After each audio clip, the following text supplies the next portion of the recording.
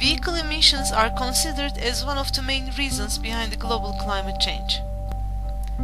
The use of new technology, low-emission vehicles, the use of extent of clean public transportation, and non-motorized transportation such as bicycles can reduce the adverse effects of exhaust emissions.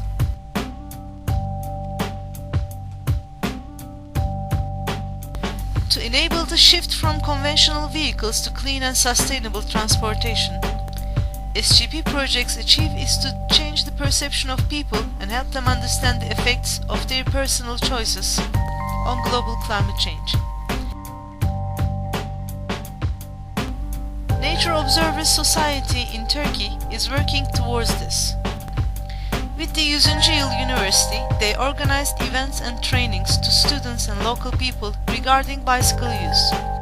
However, it is also a matter of a necessary infrastructure. For that, the grantee worked closely with municipality and university and has drawn the first bicycle routes in the campus, and created a bicycle renting system within the campus, provided safe driving and basic bicycle maintenance trainings to prospective bikers. They also organize bicycle tours and events in Mayfest.